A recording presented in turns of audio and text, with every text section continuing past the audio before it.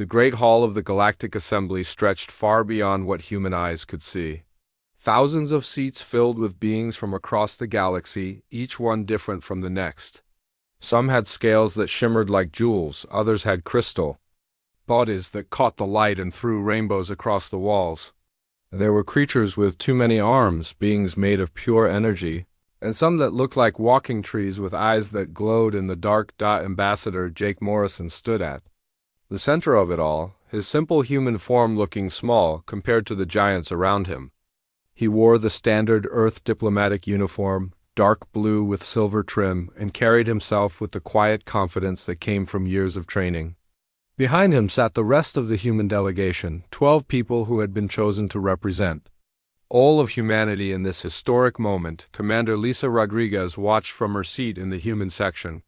She had spent the last 5 years studying alien cultures, learning their languages and trying to understand how they thought. Today was the day all that work would be put to the test.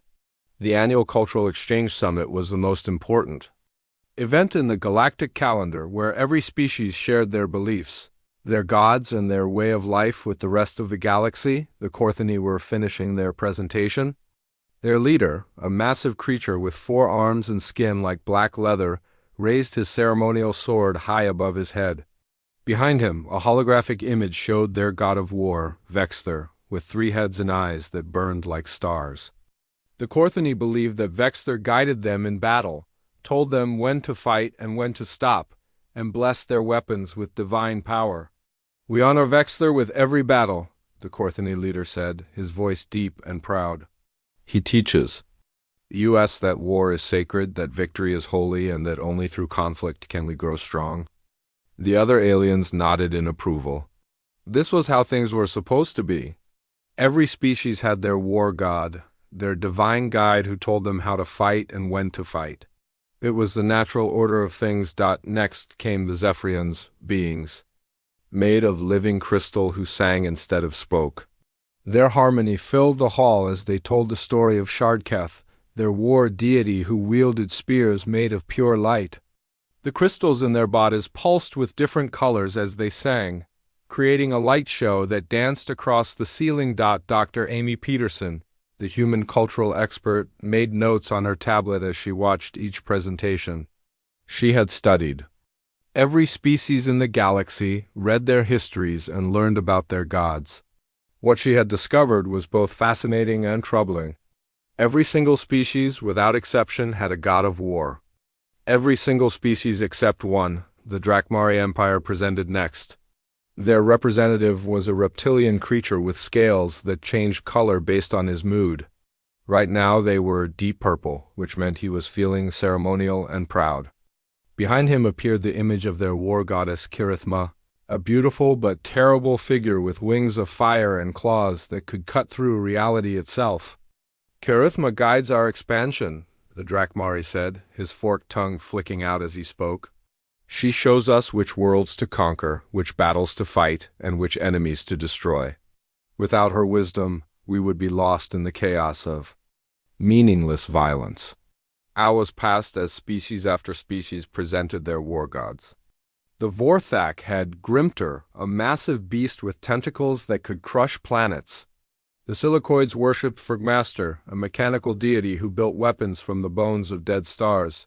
The Ethereals followed Whisperdeath, a ghostly figure who guided them through the shadows of battle. Each presentation was met with respectful applause and understanding nods. The aliens might not worship the same gods, but they understood the concept. War was divine. Battle was sacred. Violence had meaning only when it was blessed by the gods. Then came the question that would change everything. High Counselor Vexmore of the Drakmari Empire stood up from his ceremonial throne. He was old, even by Drakmari standards, and his scales had turned silver with age. When he spoke, his voice carried the weight of centuries. "We have heard from many species today," he said, his eyes scanning the crowd. "We have seen their war gods, learned of their divine guidance, and understood their sacred approach to conflict. But there is one species that has not yet spoken, one species that has puzzled us for decades." All eyes turned to the human section. Jake Morrison felt his heart rate increase, but he kept his expression calm. He had been expecting this moment. Humans of Earth, Dexmore continued, his voice growing stronger. We have studied your species for 50 years. We have watched you fight, seen you conquer, witnessed your victories and defeats. You are warriors without equal. Your battles are legendary. Your strategies are studied in our military academies. Your soldiers are feared across the galaxy. Murmur ran through the crowd. It was true. In the 50 years since humans had joined the galactic community, they had never lost a war. They had fought the Corthony and won. They had battled the Zephyrians and emerged victorious. They had clashed with the Drakmari themselves and forced them to sign a peace treaty. Yet, in all our studies, Dexmore said, his voice now filled with genuine confusion, we have found no god of war in your pantheon. We have examined your religions, your mythologies, your ancient texts. You have gods of love, gods of wisdom, gods of nature, gods of death, but no god of war. How is this possible? The silence that followed was deafening. Every alien in the hall was staring at the humans, waiting for an answer. How could a species be so successful in war without divine guidance? How could they be such effective warriors without a war god to bless their efforts? Dr. Peterson felt her mouth go dry. She had spent years preparing for this question, but now that it was here, she felt the weight of representing all of humanity. Whatever answer they gave would shape how the galaxy viewed humans for generations to come. Captain Tony Martinez, the military representative, shifted in his seat. He had fought in 3 different wars against alien species. He had seen things that would give most people nightmares. He knew exactly why humans were so effective in battle, but he also knew that the truth would terrify these aliens more than any war god ever could. Ambassador Morrison stepped forward, his voice calm and steady. Honored Counselor, you are correct. Humans do not have a god of war. We never have. But the reason for this is not what you might think. He paused, looking around the hall at the thousands of alien faces staring back at him. Some looked curious, others confused. A few seemed almost afraid. They were about to learn something about humanity that would change everything. We do not have a god of war, Morrison continued, because we have something far more dangerous. We have choice. The murmur that ran through the crowd was different this time. It was not the sound of curiosity or confusion. It was the sound of fear beginning to take hold. Every species here today fights when their gods tell them to fight. Morrison said, you stop when your gods tell you to stop. You conquer when your gods command conquest. You make peace when your gods demand peace. Your wars have divine purpose, divine limits, and divine endings. He gestured to the humans behind him. We have no such guidance. We fight when we choose to fight. We stop when we choose to stop. We conquer when we decide to conquer. We make peace when we decide that peace serves our interests. The hall was completely silent now. Even the background hum of the station's system seemed to fade away. The aliens were beginning to understand, and what they were understanding scared them. When you have a god of war, Morrison said, his voice carrying to every corner of the massive hall, that god can be reasoned with, appeased, or even defeated.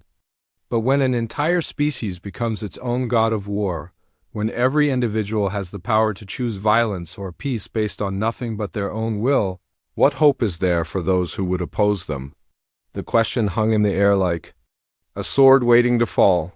For the first time in the history of the Galactic Assembly, not a single being dared to speak. Dr. Amy Peterson stepped forward to join Ambassador Morrison at the center of the Great Hall. She had been studying alien cultures for most of her adult life, and she knew that what they were about to reveal would shake the very foundation of how these species understood war itself. Her hands trembled slightly as she activated the holographic display system, but her voice remained steady and clear. Honored delegates, she began, looking out at the sea of alien faces, to understand why humans have no god of war. You must first understand how we think about conflict itself. Every species represented in this hall today has evolved with clear rules about when to fight and when to stop fighting. You have hierarchies that tell you who can declare war. You have rituals that must be performed before battle. You have divine signs that tell you when victory has been achieved. She gestured to the Korthani section, where the massive warriors sat in their ceremonial armor. The Korthani fight for honor, and they know they have achieved honor when Vexler sends them the sign of 3 suns. The Zephyrians fight for resources, and they stop when Shardketh's crystal song changes from the war harmony to the peace harmony. The Drakmari expand their empire, but only to worlds that Karithma marks with her fire signs. Captain Tony Martinez watched from his position near the back of the human delegation. He had fought against all 3 of these species, and he knew that Dr. Peterson was exactly right. Every alien species he had encountered in battle fought according to strict rules that their gods had given them. They had predictable patterns, clear objectives, and defined limits. These divine rules serve a purpose, Dr. Peterson continued, her voice carrying easily across the vast chamber. They prevent endless war, they give meaning to conflict. They ensure that violence serves a greater purpose than simple destruction. When your gods are satisfied, you stop fighting. When your gods are angry, you fight harder. When your gods are silent, you wait for guidance. She paused, letting her words sink in. Around the hall, alien delegates were nodding in agreement. This was exactly how war was supposed to work. Divine guidance, clear rules, predictable outcomes. Humans have no such system, Dr. Peterson said, and her words fell like stones into still water. We have no gods telling us when to fight or when to stop. We have no divine signs marking our enemies or our objectives. We have no celestial harmony that changes from war to peace. We have only ourselves, our own judgment, and our own will. Lieutenant Colonel Helen Brooks, watching from the communication station, noticed the subtle changes in the aliens' body language. The Korthani had begun to lean forward in their seats, their forearms tensing as if preparing for battle. The Zephyrian's crystal bodies were pulsing with colors she had never seen before, rapid flashes of red and orange that seemed to indicate distress. The Drakmari scales were shifting from purple to a sickly yellow-green color. Let me give you an example, Dr. Peterson said, manipulating the holographic controls. Above the assembly floor, an image appeared showing 2 human armies facing each other across a battlefield. This is from our own history, a conflict we call the Civil War. Brother fought against brother, friend against friend for 4 years. Over 600,000 humans died. The aliens stared at the image in shock. 600,000 casualties in a single war was beyond the comprehension of most species. The Korthani's bloodiest conflict had claimed perhaps 10,000 lives. The Zephyrians had never lost more than 5,000 in any single battle. But here is what you must understand, Dr. Peterson continued. This war was not fought because our gods commanded it. It was not fought because divine will demand it. It was fought because some humans believed one thing and other humans believed something different, and both sides decided that their beliefs were worth dying for. Ambassador Morrison stepped forward again, his expression grave.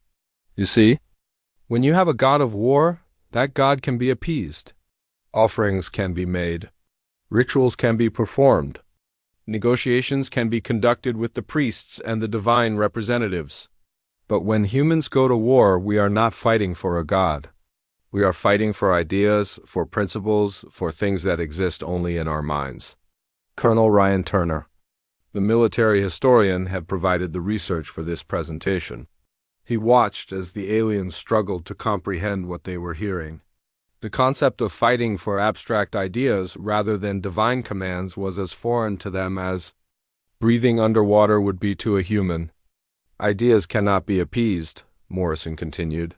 Principles cannot be negotiated with. When a human believes that something is right, truly right, they will fight for it until they die or until they achieve it. And when another human believes that the same thing is wrong, truly wrong, they will fight against it with equal determination.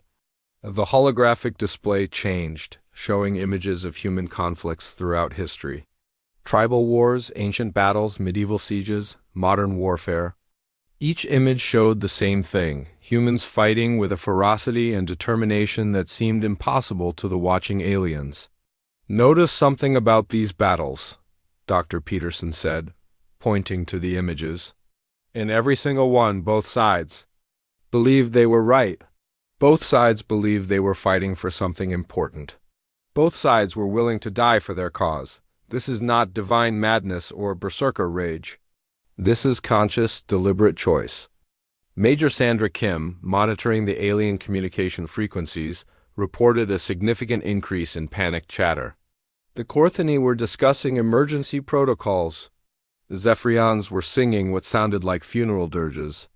The Drakmari were requesting immediate contact with their homeworld. But surely, interrupted Counselor Zixandra of the Ethereal Collective, her gossamer form shimmering with distress, surely you must have some way to end these conflicts. Some authority that can command you to stop fighting. Dr. Peterson shook her head slowly. We have governments, yes. We have leaders and laws and institutions. But these are all human creations, made by humans for humans. They have no divine authority. They can be changed, overthrown, or ignored if enough humans decide they should be. The implications of this statement hit the assembly like a physical blow. Every alien species had some form of divine authority that could not be questioned or overthrown. The idea that humans could simply decide to ignore their own leaders was terrifying. Let me tell you about something we call revolution, Morrison said, his voice quiet but carrying clearly across the silent hall. Throughout our history, when humans have decided that their leaders are wrong, they have simply replaced them. Sometimes this happens peacefully, through voting or negotiation. Sometimes it happens through violence and war, but it always happens. When we decide it should happen, Captain Martinez stood up from his seat. As the military representative, he felt he needed to add something that the civilians might not fully understand. Honorable delegates, I have fought in 3 wars against alien species. In every single one, my opponents fought bravely and skillfully, but they also fought predictably. They followed the patterns their gods had taught them. They used the strategies their divine guidance had provided. They stopped when their gods told them to stop.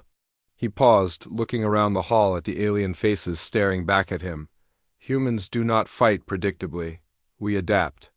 We change. We find new ways to win because we are not bound by divine rules about how war should be conducted. We fight dirty. When we need to, we fight clean when it serves our purpose. We fight until we decide we have won, not until a god tells us we have won. The silence that followed was different from before. It was not the silence of confusion or curiosity. It was the silence of fear taking hold, of aliens beginning to understand that they were dealing with something completely outside their experience. You want to know why we have no god of war? Dr. Peterson said, her voice cutting through the silence like a blade. It is because we have made ourselves into something far more dangerous than any god could ever be. We have become a species where every individual can choose to be a warrior, a conqueror, a destroyer, or a peacemaker. And that choice, that terrible freedom to decide for ourselves what is worth fighting for and what is worth dying for, is what makes us who we are. The truth was beginning to sink in, and the aliens were starting to understand why humans had been so successful in every conflict they had fought. They were not dealing with another species of divine warriors. They were dealing with a species of individuals who had appointed themselves as their own gods of war. Dr. Amy Peterson moved her hands across the holographic control panel, and the air above the assembly floor began to shimmer and change. The first image that appeared showed primitive humans gathered around fires, their faces painted with mud and blood, holding crude spears and stone axes. The aliens leaned forward in their seats, studying these ancient ancestors of the species that had puzzled them for so long. This is humanity 10,000 years ago, Dr. Peterson said, her voice echoing through the vast chamber. Small tribes, maybe 50 to 100 individuals each. They fought with stones and sticks over hunting grounds and water sources. By galactic standards, there was nothing unusual about them. They were just another primitive species learning to survive. Colonel Ryan Turner, who had spent years researching human military history, watched as the aliens examined the images. with interest. These early humans looked harmless enough, no different from the primitive stages that every species had gone through. What the aliens did not yet understand was that this was just the beginning of something unprecedented in galactic history. Now watch what happens as we move forward in time, Dr. Peterson continued, changing the display to show humans from 8,000 years ago. These humans had organized into larger groups, built simple cities, and developed bronze weapons. Most species reach this point and then stabilize. They find their gods, establish their divine hierarchies, and their warfare becomes ritualized and predictable. She gestured toward the Korthony section. Your ancestors reached this level of development 20,000 years ago. They discovered Vexler's teachings, learned the sacred rules of combat, and from that point forward, all Korthony warfare followed the same divine patterns. Victory was achieved when the enemy's warchief was defeated in single combat. Defeat was accepted when Vexler's signs appeared in the sky. The Korthony delegates nodded in agreement. This was exactly how their species had developed. Their wars were honorable, predictable, and limited by divine law. A typical Korthony conflict might last for months, but casualties were usually numbered. In the hundreds, not thousands. The Zephyrians reached this point 15,000 years ago. Dr. Peterson continued, turning to address the crystal beings. They heard Shardketh's crystal song, learned the harmonic patterns of war, and from that moment all Zephyrian conflicts followed the same musical structure. Battles began with the war harmony, continued through the combat crescendo, and ended with the peace resolution. The Zephyrian's crystal bodice pulsed with soft blue light, confirming her words. Their wars were like complex musical compositions, beautiful and terrible, but always following the same divine score. A Zephyrian conflict might involve millions of warriors, but it would end cleanly when the proper harmonic sequence was completed. Humans did not stabilize, Dr. Peterson said, and her words seemed to drop the temperature in the hall by several degrees. Instead, we began to innovate. The holographic display shifted to show human warfare from 6,000 years ago. Bronze had given way to iron, and simple weapons had become more sophisticated. But more importantly, the scale of conflict had grown. Where once humans had fought in groups of dozens, now they fought in groups of thousands. Ambassador Jake Morrison stepped forward to join Dr. Peterson at the center of the display. He had read all of Turner's research, and he knew that what they were about to reveal would fundamentally change how the galaxy viewed humanity. Notice that humans did not just make better weapons, he said, his voice calm but carrying an undertone of something that might have been warning. We also made better ways to use those weapons. The display showed the progression of human military tactics: phalanx formations, cavalry charges, siege engines, naval warfare. Each innovation built upon the last, creating an ever-increasing spiral of military effectiveness. Captain Tony Martinez had fought against alien species who used tactics that were thousands of years old, unchanged because their gods had commanded them to fight in specific ways. He watched as the aliens studied the human innovations with growing unease. They were beginning to understand that humans had no such divine restrictions. By 4,000 years ago, Dr. Peterson continued, humans had developed professional armies, not warriors who fought when their gods commanded, but soldiers who fought as a career, who studied warfare as a science, who dedicated their entire lives to becoming better at killing. The image changed to show Roman legions marching in perfect formation, their armor gleaming in the sun, their weapons held with practiced precision. The aliens had never seen anything like it. Every other species had warrior castes, but those warriors fought according to divine rules. These human soldiers looked like they had turned warfare into an art form. The Romans conquered most of their known world, Morrison said, his voice matter-of-fact. Not because their gods told them to, but because they decided it would be a good idea. They created an empire that lasted for over 1,000 years, and they did it through military innovation, tactical flexibility, and the simple belief that they deserved to rule. Lieutenant Colonel Helen Brooks, monitoring the alien communications, reported that several species were requesting emergency sessions with their home governments. The concept of conquest for its own sake, without divine mandate, was so foreign to them that they were having trouble processing it. But that was just the beginning, Dr. Peterson said, advancing the display to show medieval warfare. Knights in armor, castle sieges, crossbows, and early firearms. While other species maintained their traditional fighting methods, humans kept changing, kept improving, kept finding new ways to kill each other more efficiently. The aliens were becoming visibly distressed. The Corthanese head spines were flattening against their skulls, a sign of deep anxiety. The Zephyrians had begun to emit a low, discordant humming that indicated fear. The Drakmari's scales had shifted to a pale, almost transparent color.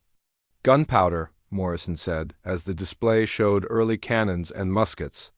Humans invented weapons that could kill from a distance, that could destroy castle walls, that could change the entire nature of warfare. And we did this not because our gods commanded it, but because we wanted to win our wars more easily. Major Sandra Kim was recording everything, knowing that this presentation would be studied by military historians for centuries.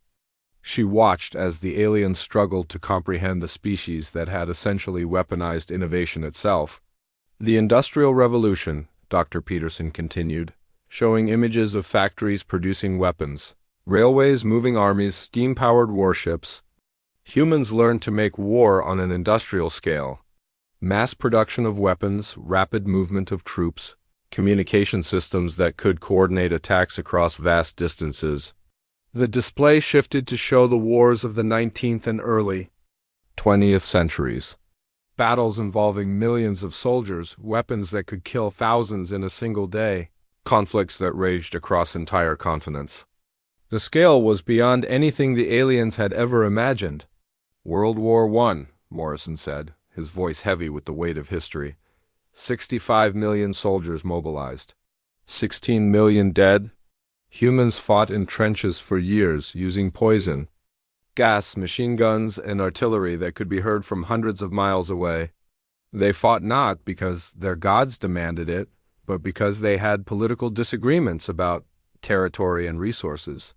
The silence in the hall was deafening. 16 million dead in a single war was more than most alien species had lost in their entire history of warfare. World War II, Dr. Peterson continued, showing images of mechanized warfare, aerial bombardment, and finally the mushroom cloud of an atomic explosion. 70 million dead. Humans developed weapons that could destroy entire cities in seconds. They fought across every continent, in every ocean, in the air and under the sea. They turned their entire planet into a battlefield. The atomic explosion image hung in the air above the assembly, and several alien delegates actually flinched away from it. The idea of a weapon that could destroy a city was beyond their comprehension. And then, Morrison said, his voice barely above a whisper, they stopped. Not because their gods told them to stop, not because they had run out of enemies, not because they had achieved some divine objective. They stopped because they decided they had gone far enough. The implications hit the assembly like a physical blow. These humans had the power to destroy worlds, but they chose not to use it. They had the capacity for unlimited warfare, but they imposed their own limits. They were, in essence, their own gods of war, deciding for themselves when to fight and when to stop. That is why we have no god of war, Dr. Peterson concluded. We do not need one. We have made ourselves into something far more dangerous and far more unpredictable than any deity could ever be. High Counselor Vexmore S. Claus scraped against his ceremonial perch as he struggled to process what he had just witnessed. The atomic explosion image still hung in the air above the assembly floor, a reminder of the destructive power that humans had created and then chosen not to use. His reptilian features twisted with confusion and something that looked disturbingly like fear. "You are telling us," he said, his voice cracking slightly through the universal translator, "that humans have the capacity for unlimited warfare, limited only by their own judgment and discretion?" Captain Tony Martinez stepped forward to join. Ambassador Morrison and Dr. Peterson at the center of the hall. His military bearing was unmistakable, and when he spoke, his words carried the weight of personal experience. That is exactly what we are telling you, Counselor. Every human is born with the potential to be a soldier, a general, a conqueror, or a peacekeeper. We are not bound by divine mandate in any of these roles. The implications were staggering. Every species in the Galactic Assembly had built their understanding of human capabilities on the assumption that humans, like themselves, were constrained by divine authority. The idea that humans were completely self-governing in their capacity for violence was a paradigm shift that threatened to overturn 50 years of galactic politics. Dr. Carolyn White, the xenopsychologist who had been studying alien reactions, throughout the presentation made rapid notes on her tablet. The Corthony were beginning to huddle together in their section, their usual warrior pride clearly shaken. Their four-armed forms seemed somehow smaller now, as if they had physically shrunk from the revelation. The Zephyrians had stopped their usual soft harmonizing and were emitting what could only be described as a funeral dirge, their crystal bodies dim and gray. "Consider this carefully," Dr. Peterson said, manipulating the holographic display to show a new set of images. "Every species here today has fought humans at some point during the past 50 years since we joined the galactic community. The Corthony Rebellion, the Zephyrian Border War, the Drakmari expansion conflict, the Vorthic incursion, the Silicoid trade disputes. How many of you achieved decisive victories?" The silence that followed was answer enough. While several species had won individual battles against human forces, none had ever managed to defeat humanity in a prolonged conflict. What had seemed like human luck or superior technology was beginning to look like something far more fundamental. Commander Lisa Rodriguez activated her personal datapad and began reading from the official galactic conflict records. Her voice was steady and professional, but the numbers she recited sent waves of shock through the assembly. "The Corthony Rebellion lasted 3 years and 4 months, she said, looking directly at the Corthony section. Corthony forces numbered approximately 2 million warriors at peak strength. Human forces never exceeded 400,000 personnel. Corthony casualties, 412,000. Human casualties, 11,937. The Corthony delegates stared at her in stunned silence. They had known they had lost the war, but they had never seen the casualty figures presented so starkly. The ratio was almost incomprehensible. "The Zephyrian Border War lasted 18 months, Rodriguez continued, turning to the crystal beings. "Zephyrian forces numbered approximately 8 million warriors. Human forces peaked at 600,000 personnel. Zephyrian casualties, 643,000. Human casualties, 8,214. The Zephyrians' funeral dirge grew louder and more discordant. Several of their number began to pulse with deep red light, a color associated with mourning and despair in their culture. "The Drakmari expansion conflict lasted 2 years and 7 months, Rodriguez said, addressing the reptilian delegates directly. Drakmari forces numbered 12 million soldiers across 4 fleet groups. Human forces peaked at 900,000 personnel. Drakmari casualties, 917,000. Human casualties, 14,862. High Counselor Lexmore's scales had turned completely white, a color that indicated shock so profound it was almost like death. The numbers Rodriguez was reciting painted a picture of human military effectiveness that was beyond anything the Drakmari had imagined. Lieutenant Colonel Helen Brooks, monitoring their communication frequencies, reported that panic was beginning to spread beyond the assembly hall.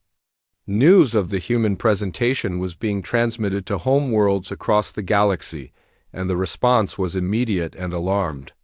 Emergency sessions were being called, military advisors were being consulted, and defensive preparations were being discussed.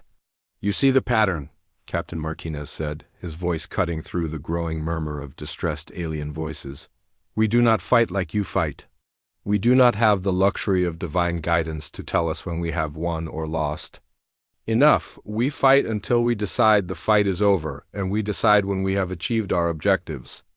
Ambassador Morrison activated a new section of the holographic display, showing tactical analyses of human versus alien combat methods. Your forces fight according to patterns that have been established for thousands of years. Korthani warriors engage in individual combat, seeking personal honor as vex their commands. Zephyrian forces move in harmonic formations that follow Shardketh's crystal songs. Drakmari armies advance in the rigid hierarchical structures that Kerithma has ordained. The tactical displays showed the predictable nature of alien warfare in stark detail. Each species had their traditional methods, their sacred formations, their divine strategies that never varied because changing them would violate religious law. Human tactics change constantly, Martinez added, manipulating the display to show human military adaptations during various conflicts. We study our enemies, learn their patterns, and then find ways to exploit their weaknesses. We have no sacred formations that cannot be abandoned. We have no divine strategies that cannot be modified. We have no religious laws that prevent us from adapting to new situations. Dr. White noticed that several alien delegates were beginning to show signs of what could only be called psychological trauma. The concept of an enemy that could not be predicted, could not be ritualized, and could not be constrained by divine law was fundamentally incompatible with their understanding of how warfare worked. But surely, interrupted Counselor Zixandra of the Ethereal Collective, her gossamer form flickering with distress, surely you must have some limitation, some force that constrains your violent impulses, some authority that can command you to show mercy. Dr. Peterson nodded slowly, her expression grave. We do have constraints, Counselor. We call them conscience, morality, ethics, and law. But these are not divine forces that exist outside of humanity. They are human concepts, created by humans, enforced by humans, and changeable by humans. The full implications of this statement began to dawn on the assembly. Every alien species had external divine authority that could not be questioned or altered by mortal beings. The gods were eternal, unchanging, and absolute. The idea that humans could simply modify their own moral constraints was terrifying. Our laws can be rewritten, Morrison said, his voice quiet but carrying clearly across the silent hall. Our ethics can be redefined. Our morality can be adapted to new circumstances. When we decide that our old rules no longer serve our purposes, we change them. Major Sandra Kim, still monitoring the alien communications, reported that several species were now requesting immediate military consultations with their home governments. The revelation that human moral constraints were self-imposed and changeable had apparently pushed the alien understanding of human threat levels into completely new territory. Let me give you a concrete example, Martinez said, calling up images of human peacekeeping forces. When we decide that a situation requires intervention, we send our military forces to impose peace. When we decide that a government is unacceptable, we remove it. When we decide that a leader is dangerous, we eliminate them. We do not wait for divine guidance. We do not consult oracles or priests. We make these decisions ourselves and then we act on them. The images showed human forces operating across dozens of different worlds, sometimes as peacekeepers, sometimes as liberators, sometimes as conquerors. The common thread was clear. Humans acted according to their own judgment, not divine mandate. You want to know why this makes us dangerous? Dr. Peterson said, her voice rising slightly for the first time during the presentation. It is because you cannot negotiate with our gods. You cannot appease our deities. You cannot perform rituals that will satisfy our divine requirements. When you deal with humans, you are dealing with us directly, with no divine intermediaries to moderate our decisions. The truth was finally becoming clear to the alien delegates, and the realization was more terrifying than any war god could ever be. They were not dealing with another species of divine warriors. They were dealing with a species that had made themselves into their own gods, with all the power and unpredictability that such freedom implied. The final revelation came from an unexpected source. Private First Class Danny Cooper. had been assigned to equipment maintenance and was not supposed to be part of the cultural exchange at all. He was the youngest member of the human delegation, barely 22 years old, with simple brown hair and honest eyes that had seen more combat than most aliens would see in a lifetime. His job was to keep the holographic projectors running and the communication systems operational. Nothing more, but something about the fear he saw in the alien faces made him step forward. Maybe it was his youth, or maybe it was the fact that he had grown up in a generation that took human freedom for granted, but he could not stay silent while these beings struggled to understand something that seemed so obvious to him. "If I may," he said, his voice barely above a whisper but somehow carrying across the vast chamber that had fallen completely silent, "I think you are all missing the point." Ambassador Morrison looked surprised, and for a moment it seemed like he might order the young soldier back to his position. But something in Cooper's expression made him pause. Dr. Peterson nodded slightly, indicating that she wanted to hear what the young man had to say. "You are all afraid because you think we are monsters," Cooper continued, his words simple but cutting straight to the heart of the matter. "But you are wrong. We are not monsters. We are worse than monsters." The alien delegates leaned forward in their seats, hanging on every word. Even the background hum of the station's life support system seemed to fade away as Cooper spoke. "Monsters are driven by nature," he said, looking around at the thousands of alien faces staring back at him. "A monster kills because it is hungry, or because it is protecting its territory, or because instinct tells it to kill. You can understand a monster because its actions are predictable. You can defend against a monster because it follows patterns that nature has programmed into it." Commander Lisa Rodriguez watched as the young soldier articulated something that all the academic presentations and military briefings had failed to capture. There was a truth in his simple words that was more powerful than all their charts and statistics. "We are not driven by nature," Cooper said, his voice growing stronger with each word. "We are driven by choice. Every human who has ever lived has had to choose, every single day, whether to be good or evil, whether to create or destroy, whether to protect or to harm. And the terrifying truth is that we are capable of both." The silence that followed was absolute. Dr. Carolyn White noticed that several alien delegates had stopped moving entirely, as if Cooper's words had paralyzed them with understanding. "You want to know why we have no god of war," Cooper continued, stepping further into the center of the hall. "It is because we do not need one. Every human is their own god of war. Every human is their own god of peace. Every human is their own god of justice and mercy and vengeance."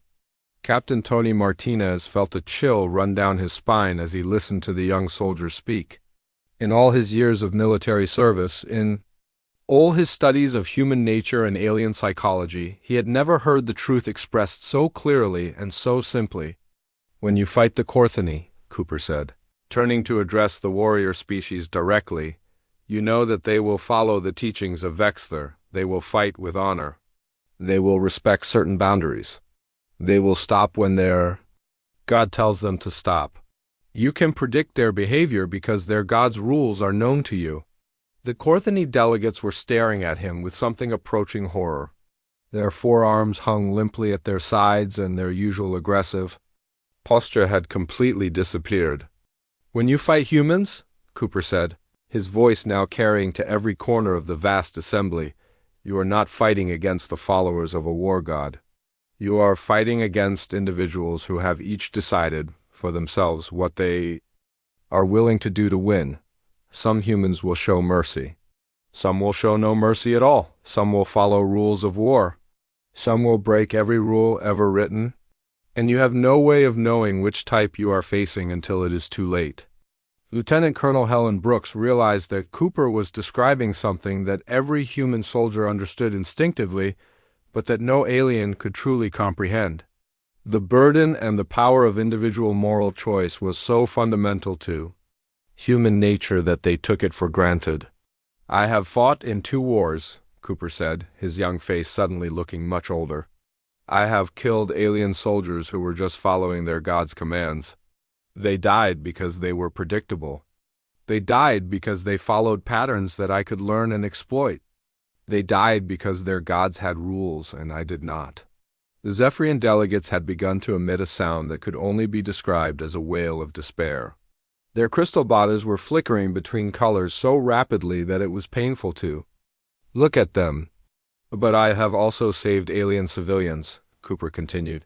I have shared my food with enemy wounded. I have risked my life to protect non-combatants who were shooting at me the day before. Not because my government ordered me to, not because my religion demanded it, but because I chose to do those things. High Counselor Thexmore tried to speak, but no words came out. His reptilian throat worked soundlessly as he struggled to process what he was hearing. That is what makes us dangerous, Cooper said, his voice now filled with a sadness that seemed too deep for someone so young. You cannot predict us because we cannot predict ourselves. You cannot negotiate with us because we are not bound by external authority. You cannot defeat us because we will adapt and change and become whatever we need to become to survive. Dr. Peterson stepped forward, recognizing that Cooper had articulated the core truth that all their presentations had been building toward. Private Cooper is correct, she said, her voice gentle but firm. What you are dealing with is not another species of warriors guided by divine will. You are dealing with a species of free-willed individuals, each one capable of choosing their own path between creation and destruction, between mercy and vengeance, between peace and war. Ambassador Morrison nodded, understanding that the moment had come to deliver the final truth. We do not have a god of war because we have become something far more unpredictable and potentially more dangerous than any god could ever be. We have become a species where every individual has the power to decide, for themselves, what is worth fighting for and what is worth dying for. The assembly remained silent for what felt like hours but was probably only minutes. When the aliens finally began to speak, it was not to ask questions or to challenge what they had heard. It was to request emergency communications with their homeworlds. High Counselor Thexmore finally found his voice, but when he spoke, his words were barely audible. What you are describing is not a species. It is a pantheon of unpredictable gods who have chosen to take physical form. No, Cooper said, his simple honesty cutting through all the political and academic language that had filled the hall. We are just humans. We make choices. Sometimes good choices, sometimes bad ones. But they are our choices, and we live with the consequences. The truth was finally complete, and the aliens understood why they had been left speechless. They were not dealing with another warrior species guided by divine authority. They were dealing with a species that had rejected external divine guidance entirely and had made themselves responsible for their own moral decisions. As the Galactic Assembly voted to table the motion for formal diplomatic relations indefinitely, the human delegation prepared to leave.